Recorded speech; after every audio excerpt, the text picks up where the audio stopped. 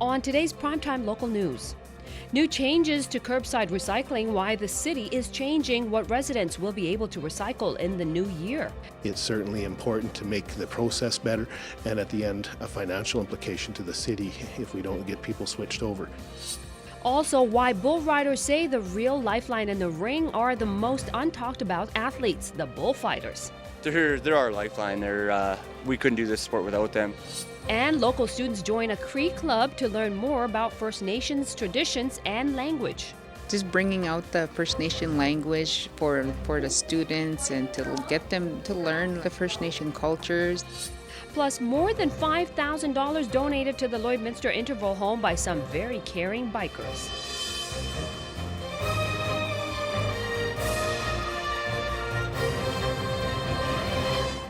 Prime Time Local News, serving the Lakeland and Midwest regions. When the city awarded the curbside collection services contract to GFL Services, a side note that stood out is the intention to phase out collection of non-rigid plastics. Josh Ryan has more on how this will impact residents. Families who've grown accustomed to a system of recycling have a large adjustment on the horizon. The market for recyclables has changed dramatically since we've been collecting them for a long time. Pop bottles, water bottles, those kind of plastics. You tip the plastic bottle or container over, whatever it may be, and there's a little triangle. If it's a number 1 or number 2, it goes in the blue bin or the blue bag. In 2020, the city will cease collecting non-rigid plastics. It's certainly important to make the process better, and at the end, a financial implication to the city if we don't get people switched over. This means that items like razor containers and Greek yogurt bins will now go in the trash. I do want to remind people they can still put newspaper, cardboard, metals, the cans, after they've been washed and cleaned, they can put those into the blue bags, but glass and 3, 4, 5, 6, and 7 plastics will continue to go into the garbage.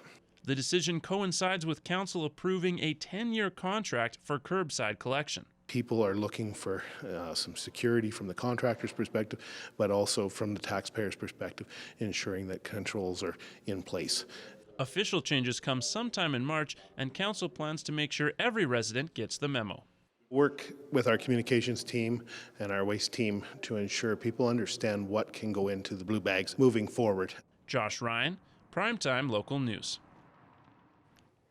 The Lloydminster RCMP is looking for the community's feedback in the new year, holding 2 town hall meetings on January 15th. The meetings will be used to gather thoughts from Lloydminster residents regarding crime and public safety. We, the RCMP, think that it's important to hear the thoughts of the public, the people that we serve, the people that we represent, and to hear their thoughts on crime and public safety in the city. So we thought that a town hall meeting, a couple of town hall meetings would be positive ways that we can engage with the communities to develop that relationship, enhance the relationship, as well as to hear their thoughts on public safety in the community. And the opinions shared by the public will be used when it comes to developing the RCMP's plans and priorities for 2020. Every year we do up a new set of priorities for the Lloydminster RCMP detachment, whether it's enhancing previous year's priorities or developing new ones. That's done through both internal consultation within the detachment as well as external consultation with our elected officials and with the community as well. Residents will have the chance to let their opinions be known January 15th at the Legacy Center at noon and at 7 p.m. Well, every Friday at lunch, students from Bar Colony School can participate in a Cree club to learn more about the First Nations culture. In this week's Beyond the Classroom, Abby St. John takes a look at what the students learn during their lunch hour and why it's important for them to learn about Aboriginal language and culture. Throughout the school year, students from kindergarten to grade 6 have the choice to participate in the Cree Club at Bar Colony School. The students will be learning different aspects to the First Nation culture and language. We're focusing on the language right now, so just different sounds of the alphabet because it's all different.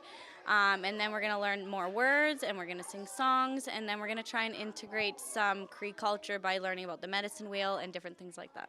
The Aboriginal coordinator for LPSD, Cheryl Thomas, has been teaching the students by bringing out the First Nation language for them to understand how it connects with the culture. Get them to learn like the First Nation the First Nation cultures because it's linked with the language. And a big part of that is component is because we're led to recognize which treaty we're on. Treaty 6 right now, the homeland of the Métis. So it's important that they know the history and the languages of this territory. According to Thomas, the kids that participate are always excited to continue learning. It's really awesome to see the kids, like when they are learning something new, they can see these little flashes in their eyes and how they look forward, and I look forward to coming to teach them more. So this year we're focusing a lot on the dialogue and just making conversations and stuff like that where they can like start to master that. At the end of the school year, the hope is that the students take away with them what they learn and continue to add to their knowledge about the First Nation culture. Accepting new culture, new languages, and being open to put themselves there to learn and learn new cultures and learn a new language. For this week's Beyond the Classroom, I'm Abby St. John. Don't wait until next fall to take charge of your future. Apply to Lakeland College today. For details or to apply, visit lakelandcollege.ca today. Well, in the spirit of the holidays, earlier today, Edge Harley-Davidson presented the Interval Home Society with a check for more than $5,000. The money had been collected through a silent auction. They have been giving back to different organizations around the community for over 10 years, and they say it's with the support of their customers they continue to give back. Absolutely amazing amount of businesses donated stuff and people. And the amount of people that came into for the silent auction, it's been actually overwhelming. And this time of year, it's really nice that we had that kind of support. And the great part is we were able to donate the amount of money that we are to the Interval Home. And the Interval Home will be using the donations towards their Bridging the Gap campaign as they're trying to expand their center. Wonderful to be chosen in the community as an organization that is, worthy of receiving community donations. So we're very, very thankful that Edge Harley-Davidson and its customers and its team has chosen Lloydminster Interval Home to give their money donation towards. Edge Harley-Davidson has also donated to the Interval Home in the past with their toy run earlier this year that went towards the youth center. And now a look at your weather with our Abby St. John.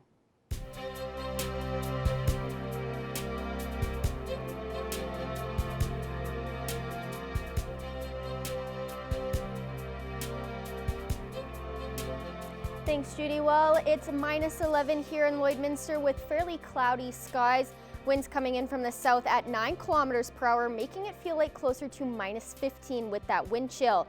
Across the region in Alberta, -13 in Cold Lake, -12 in Athabasca, -7 in Edmonton, -3 in Red Deer, -2 in Jasper, -4 in Edson, -5 in Rocky Mountain House, -10 in Whitecourt.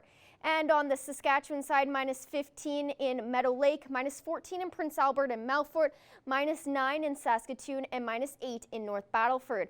And overnight in North Battleford, they'll experience a little bit more cloud coverage overnight, and the temperature will drop to -12, and that wind will be at 19 kilometers per hour coming in from the east, and pick up significantly tomorrow at 22 kilometers per hour coming in from the east-southeast, with a daytime high of -4 and a mostly sunny day. In Cold Lake, they could experience some snow overnight, which will carry over into tomorrow, and the temperature will drop to -15, and that wind will be at 13 kilometers per hour coming in from the east, and then pick up to 17 kilometers per hour coming in from the east-southeast tomorrow, and a daytime high of -8, and that snowfall could continue over from overnight. Here in Lloydminster, there is a chance that we could see some snow overnight, with the temperature remaining at -11, and that wind will be at 17 kilometers per hour coming in from the east, which will stay at 17 tomorrow coming in from the east-southeast, with with a mostly sunny day and a daytime high of -6 and a low of -11. And that wind chill will make it feel like closer to -16. Then on Friday, it will be a high of -2 and a low of -12. But with that wind chill, it will be closer to -12 for the daytime high. And then on Saturday, it will be a high of -6, which will feel closer to -16, and a low of -9 with a mostly cloudy day. That is a look at your 3-day forecast. We'll have more news coming up after the break.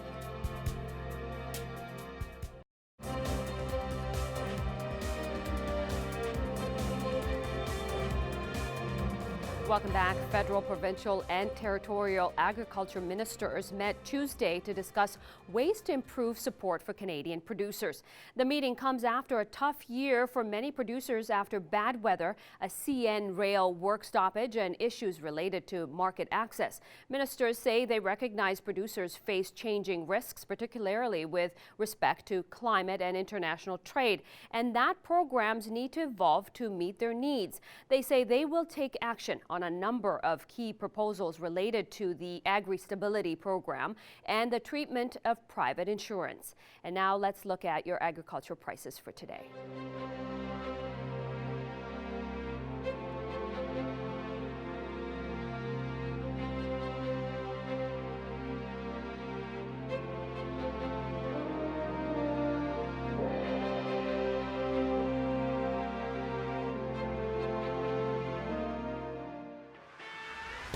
We're a part of less than 5% of Canadian auto body shops and Lloydminster's only locations with certified collision care recognition at City Centre Auto Body.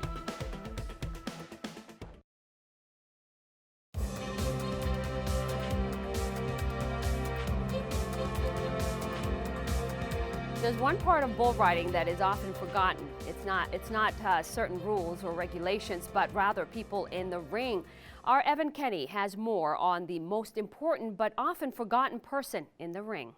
Okay, yeah, crank it, but let that bull push it. Because it's gonna. You'll have to help it, but watch it. For us, they save our asses every night. It's without them, we wouldn't be able to get on confidently and let it all lay out on the lines. One part of bull riding we at home may forget, but the men in the ring never will.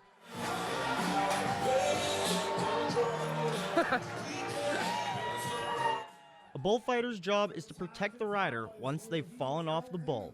Sounds easy enough, right? Big jammer! Jammer!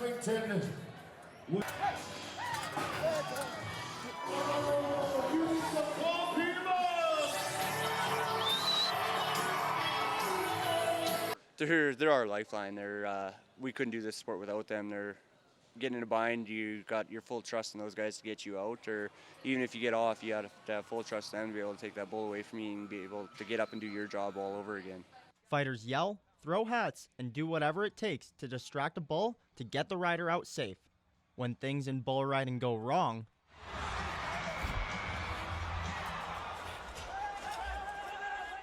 a bull rider needs to get right in the thick of things. We can hang on to that extra second and know we're going to get in a bind. It makes us feel a lot more confident knowing they're going to get us out of it just as quick. Evan Kenny, Primetime Local Sports. Well, it's looking a little bit better outside. Here's Abby St. John with a look at weather.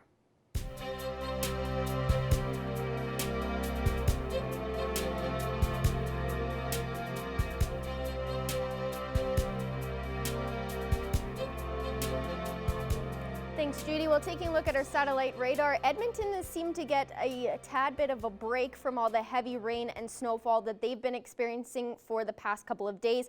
Just light snowfall in Edmonton over the past couple of hours, and up in Lac La Biche, too, having some snowfall making its way east to St. Paul and the Vegreville area as well. Here in Lloydminster, there isn't a large chance of snowfall, but there is always that possibility that it could start falling. On the Saskatchewan side, again, not a huge amount of snowfall as well. Down in Maidstone and in North Battleford over the past couple of hours, there's been some light snowfall up in Cold Lake, making its way into the Saskatchewan side as well. Current temperatures -11 here in Lloydminster, -3 in Macklin, -8 in North Battleford, -9 in Maidstone, -12 in St. Walburg, -13 in Pearceland, -16 in Meadow Lake and Green Lake, and -19 up in Isle of Cross. And on the Alberta side, -7 in Provost and Edmonton, -6 in Wainwright, -8 in Vermilion and Marwayne, -9 in Vegreville, -13 in St. Paul and Cold Lake, and -14 in Lac La Biche and in Bonnyville. And tomorrow, -6 here in Lloydminster, as well as in Wainwright, Vermilion, and Marwayne, -3 in Provost, -6 in Edmonton, -7 in Vegreville and Bonnyville, -8 in St. Paul, Cold Lake, and in Lac La Biche. And on the Saskatchewan side, -10 up in Isle of Cross, -8 in Green Lake and Pearceland, -7 in Meadow Lake and St. Walburg, -5 in Maidstone, -1 in Macklin, and -4 out in North Battleford.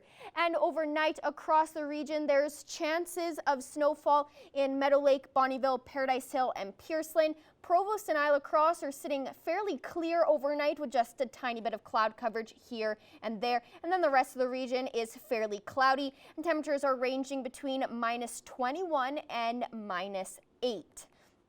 Your school day forecast for tomorrow at 8 a.m. It'll be -11 with a fairly cloudy sky, and then by the time recess rolls around, it will remain at -11, but the sun will be out, but with just a little bit of cloud coverage. And then lunchtime, it'll be -9 with that mix of sun and cloud. And then by the time school is out, it'll still be a mix of sun and cloud with a temperature of -6 and the daytime low of -11. And then on Friday, it'll be a high of -2 and a low of -12 with a fairly cloudy day. To start your weekend off on Saturday, it'll be a high of -6 and a low of -9 with a mostly cloudy skies. And then on Sunday, there's a 55% chance of some snowfall with a high of -6 and a low of -8. High of -6 also on Monday to start your week off with a low of -11 with a mostly cloudy day. And then on Tuesday, it'll be a fairly sunny day with just a little bit of cloud coverage throughout with a high of -9 and a low of -14. Then on Wednesday, a little bit more cloud coverage than on Tuesday with a high of -7 and a low of -15. That is a look at your 7-day forecast. We'll have more news in the question of the day coming up after the break. In studio with us, Councillor Jonathan Torres. And Councillor, thank you for gracing us with your presence this afternoon. Thank you for having me. Absolutely. It's been a busy couple of weeks because of the budget, but also busy for you prepping for the Rise of Skywalker, I'm sure, in your household. Yeah, big Star Wars fans in our house. We've really been enjoying The Mandalorian and all of the new Star Wars movies that have come out over the last 5 years since Disney bought the brand. We've loved everything they've put out. Okay. And I've enjoyed The Mandalorian as well. If you guys haven't had Disney Plus, you should check that out. Solid. It's a very solid show. Hashtag Baby Yoda. Of course, it's been a busy year prior to even the budget season. You guys have had to pass a number of specific policies that will have an effect over the next couple of years. Obviously, the wastewater treatment plant really got headway this year. And you guys have been out and about in a lot of community events and causes, specifically around the summer and springtime. Yeah, there's always plenty of opportunities for different events. I know I've been asked on behalf of the mayor to bring greetings to a handful of them, and then there's the other events that you go to with your family, like the Canada Day celebrations and things like that. So they're always a good time, and they're always a lot of fun for families. So it's really nice to be able to have those events in our community, both the ones put on by the city and the one put on by different groups and not-for-profits. But it really goes to show how great of a community it is to live in when you can have the opportunity for those fun things to do as a family throughout the year. How much of a difference do you think, because we've seen the spirit of the community alive in events like that, but how much of a difference do you think if there's a movement in the oil and gas sector in particular that will start to move some of these other things going around the city in the next couple of years, bring in more economic growth? Yeah, well, specifically around economic growth, I think when we're talking about community events and community engagement, there's a component to economic development that is community development. So these different events that go on and the different not-for-profits and the different programs and services provided by the city, all of those lead into economic development one way or another, because you provide a place where people want to live. If people want to live there, then someone could potentially have a business that could be successful there, because you could recruit and attract employees to want to live there. So all of these things are connected, and I think they're really important, even as oil and gas is not necessarily as strong as it once has been. But even as a regional center that can provide quality programs and services, and there's lots going on, you know, I think all of those are a benefit to the city as far as economic development. And that's something that kind of leads into what you've talked about in council with the 2.5% increase on the tax levy, which obviously wasn't great news for most people, even the people who were in favor of the increase. There is a benefit to getting off of land sales in previous years, as council has done, and then there's a benefit to getting off of utilities as well moving forward. Right. What I'd first say is that the land sales issue, when that adjustment was made in the last few years, that was more reactionary to the fact that that revenue is gone. So we can't keep property taxes deflated because we have this land sale revenue, because it was gone. So you just had to make the adjustment because your expenses still were what they always were, but you didn't have the revenue to support it. Whereas on the utility side, we've been looking down into the future for the past few years and saying, okay, we've got this $80 million wastewater treatment plant. Even if we can get 60% funded by other levels of government, we still have that 40% or whatever the exact number is that we would have to pay for through our utility revenue. Well, if in the past we've made profits off our utility revenue to keep property taxes low, we therefore have to start weaning ourselves off of that. So that's something that's been happening over the past few years and continued through the current year budget, and that does lead to part of the 2.5% increase.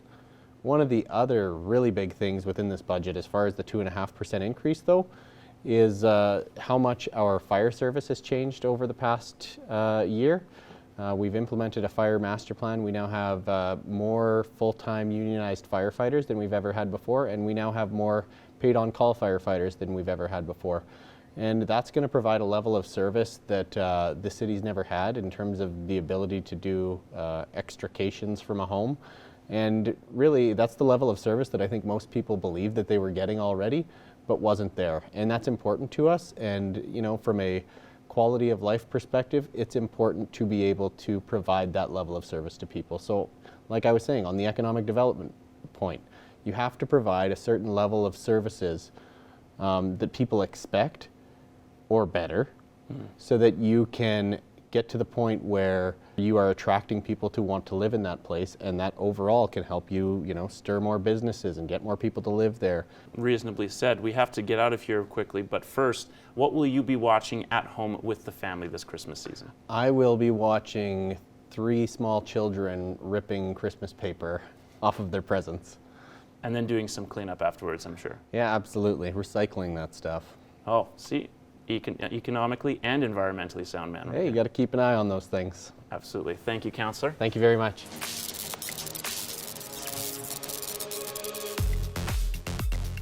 Hey, I'm Justin Marshall, Hot 101.3 and Boom 95.3 radio stations around the Lakeland. And here's what's happening in the Lakeland. Bonnyville, Alberta, your Bonnyville Pontiacs taking on the Lloydminster Bobcats.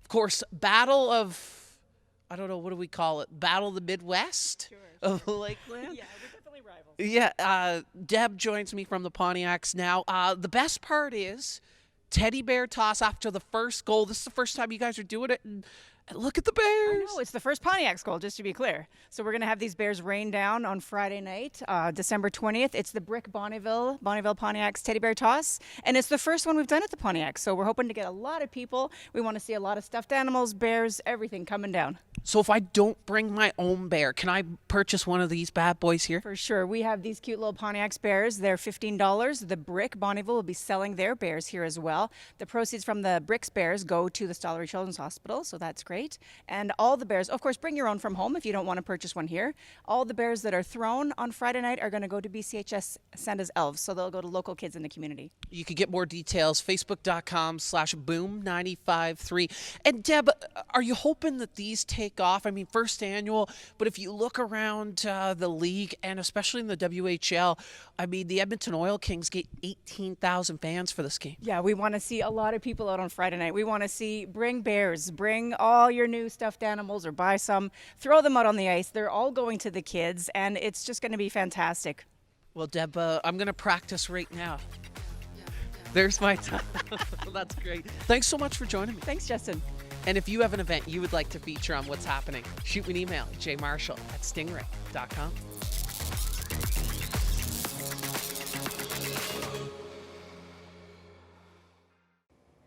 Happy to be joined today by our friend Brett Kissel one last time before the year is up.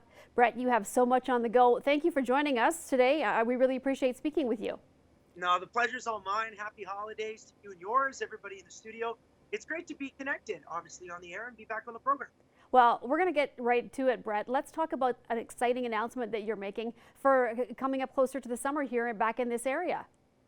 I'm really excited that the Centerfield Music Festival has invited me back to my hometown of St. Paul. So June of 2020, that's the 12th and the 13th. That's the weekend. I'm going to be performing. My friends, the Rec Laws, are coming to perform. And we are so excited we get the opportunity to come back to the Lakeland and be in St. Paul, my hometown. I don't know if they're going to know what's going to hit them because it's going to be a party. And now, when are tickets going to be available? Is that something that people can buy ahead of time for Christmas, or do they have to wait till closer to the day? No, we've made sure that they're available before Christmas. Actually, on Thursday, they're going to be available.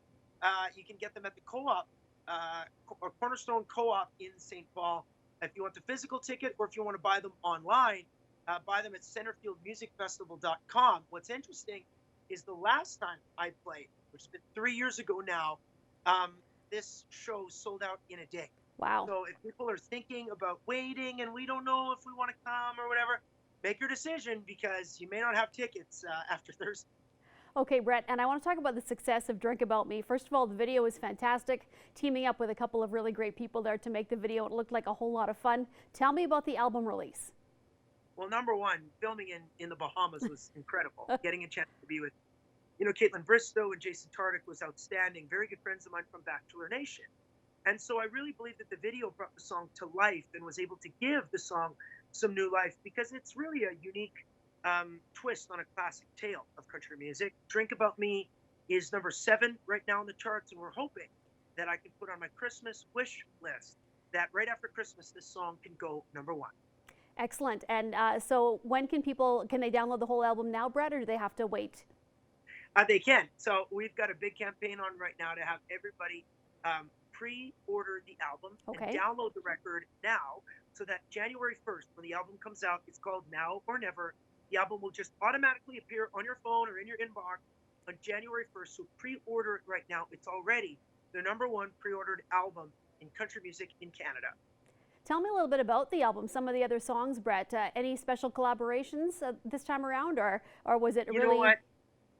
Well, yeah, I mean, we always have great collaborations from great songwriting partners and, great moments to be in the studio, to be with my band and my crew again. 8 great songs on this one, so it's a smaller record than I've ever put out before, but Dynamite comes in small packages. So yes, we've got great collabs. I can't tell you about them. You'll have to wait until January 1st or beyond sometime in 2020, but I will tell you that these 8 songs are only the beginning of a commitment that I've made to my fans and to, country music fans around the world, that every New Year's Day for the next 3 years, January 1st, 2nd, and 3rd. January 1st, and as January 1st of 2021 and January 1st of 2022, I'm going to put out a new record for the next 3 years. Well, that is really amazing, Brett. That's quite the commitment. And if people can't wait for the next couple of years to hear more of your new stuff, you're going to be on right away with a special Christmas special. Let's talk about that. Well, I'm really excited that the Christmas special goes right across Canada. We're calling it A Kissel Country Christmas. And I'm really proud with how it came together. Jim Cuddy from Blue Rodeo is one of my guests, as well as Danielle Talon, our Female Artist of the Year, and so many other incredible artists called in to the Christmas special, guys like Blake Shelton. And so we talk about their great Christmas memories on this Christmas special going live across Canada. If you are in the Lakeland and are listening in Lloydminster, I know that they are going to be playing it on Real Country this weekend. Excellent. Well, Brett, we always appreciate speaking with you. Just before we wrap up here, let's talk about what's happening when you get to slow down and on the personal side of life with you and Cecilia and your 3 kids. You got a growing family. How are things going? I see you're doing the Kisselmas giveaways. It's like you never slow down. No, we never slow down, and I don't know if we ever will.